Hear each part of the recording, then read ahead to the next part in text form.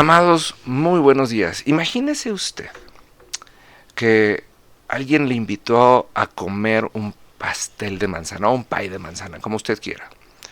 Y usted dice, qué rico pastel de manzana, qué cosa tan deliciosa.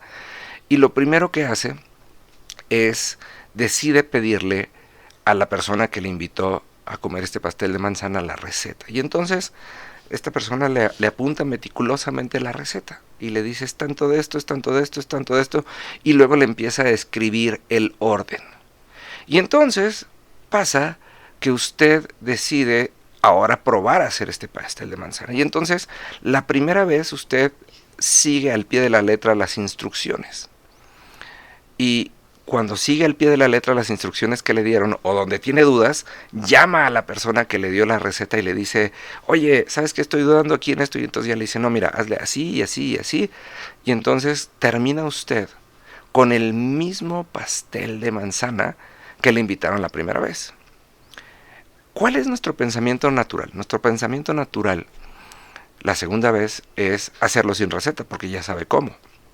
Y si tiene dudas ocasionalmente la consultará y a lo largo de ese proceso de elaborar este pastel de manzana por segunda ocasión le va a suceder que va a decir ¿y qué pasa si le hago esto? O de repente trata de brincarse una regla o algún paso de esta receta y muy probablemente esto puede llegar a ser o no ser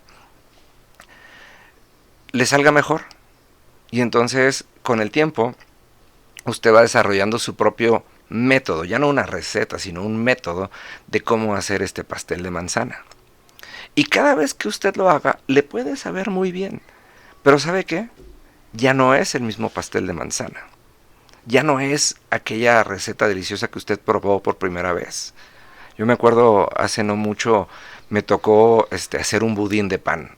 Me encanta el budín de pan. Y, y cuando estaba yo experimentando, se me ocurrió, dije, ¿por qué no? Voy a ponerle una lata de mandarinas en almíbar. Y sabe qué, me supo delicioso. Pero sabe, la segunda vez que lo hice, ya no me salió tan bien como la primera vez, porque ahora sí que fui víctima de la casualidad.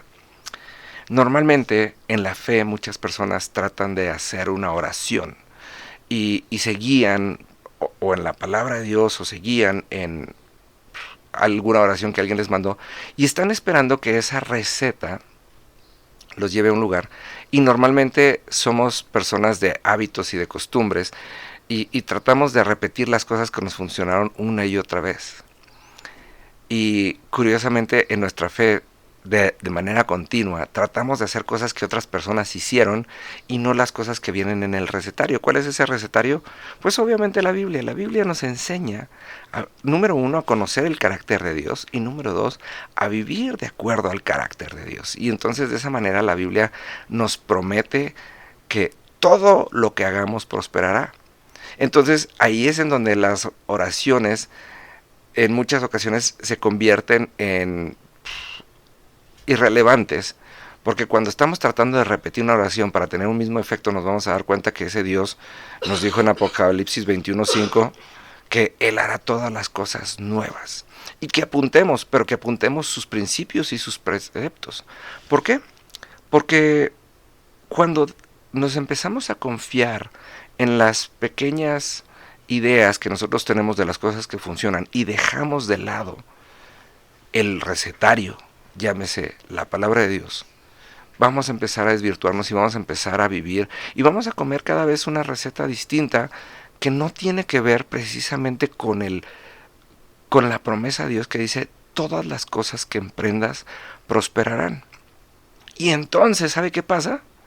Empezamos a conformarnos y empezamos a decir Dios por algo hace las cosas. Es como si la harina tuviera la culpa o el horno tuviera la culpa o tantas cosas cuando realmente los que decidimos vivir lejos o separados de esa receta inicial fuimos nosotros.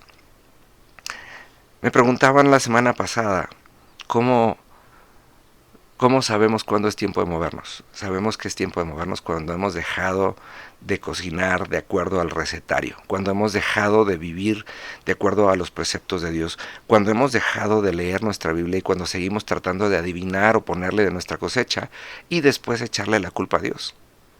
Yo, la verdad es que me pregunto muchas veces cuando veo, y lo digo sin ningún afán de juicio, por favor no me malentienda, a estas personas que viven en condición de calle y que han y que andan, estas personas que muchos les llaman locos.